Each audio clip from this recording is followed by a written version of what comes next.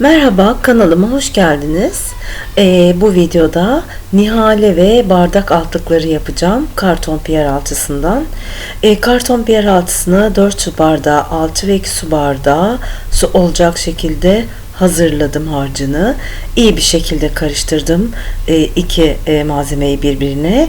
Sonra önceden yağladığım kalıplarıma döktüm. Nihale için dikdörtgen kalıp, bardak altlıkları için de böyle bir plastik kutularım vardı. Onları kullandım.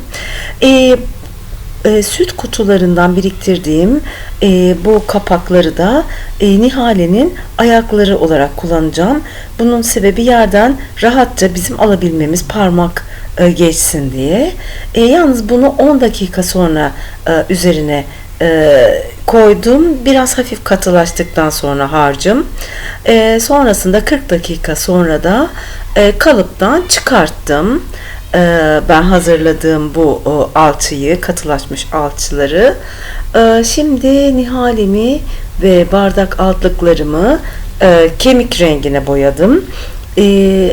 Boyamamın sebebi üzerine pirinç dekopaj kağıdı uygulayacağım. Zaten açık renkteydi. Ancak ben yine de boyayarak daha hoş bir renk almasını sağladım alçılarımın. Kemik rengim kuruduktan sonra 3-4 saat sonra burnt umber'la glazing medium'u burnt umber rengiyle glazing medium'u karıştırdım ve nihalenin arka tarafına uyguladım. Bardak altlıklarında kenarlarına uyguladım. Sürsil tekniği yapacaktım ama sonradan vazgeçtim. Tek kat olacak şekilde kahverengiyi uyguladım. Şimdi dekopaj kağıtlarımı yapıştıracağım. Böyle motiflerden oluşmuş dekopaj kağıdım vardı.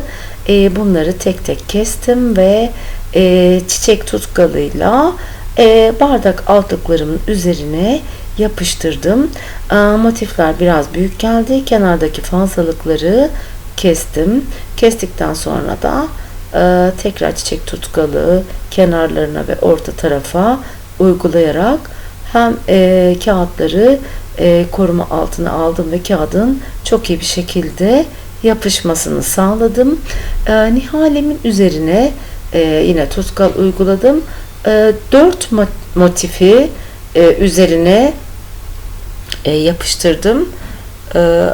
Kenarlarda yine de bir kenarında çok hafif açıklıklar oldu.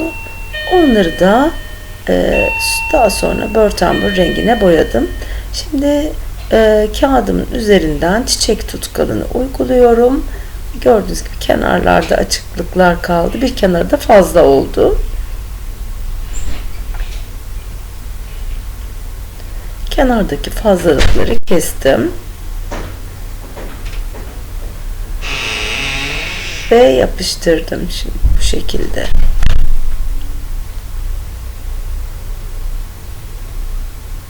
Bu motifler gerçekten çok hoş, çok güzel. Küçük bardak altlıklarında da gerçekten çok güzel durdu. Bunları farklı projelerde de değerlendirebilirsiniz. İster bardak altlığı olarak kullanabilirsiniz. İsterseniz de bir aynanın kenarına monte edebilirsiniz. Yine kendi alçısıyla.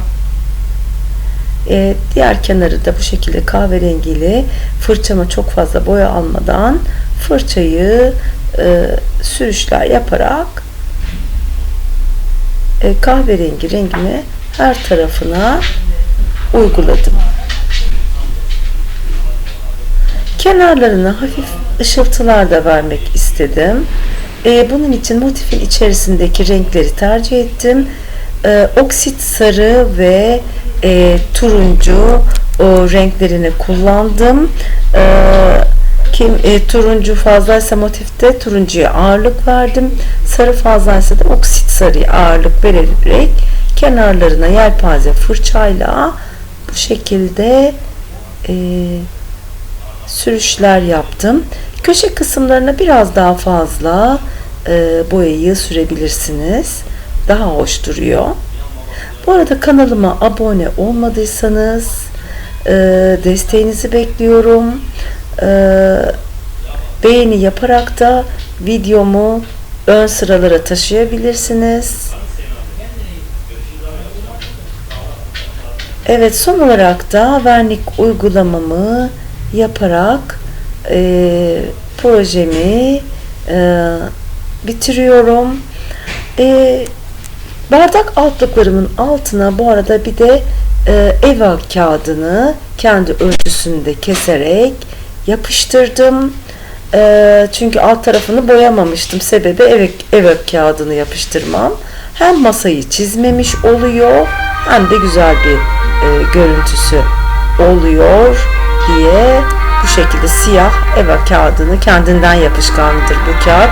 Ben bunun videosunu da çekmiştim ama video bir sorun oldu, ilerlemedi. O yüzden çıkarmak zorunda kaldım. Bu şekilde bardak altlıkları gerçekten çok şirin, çok güzel oldular. Bu da Nihalem. Bunu ben hemen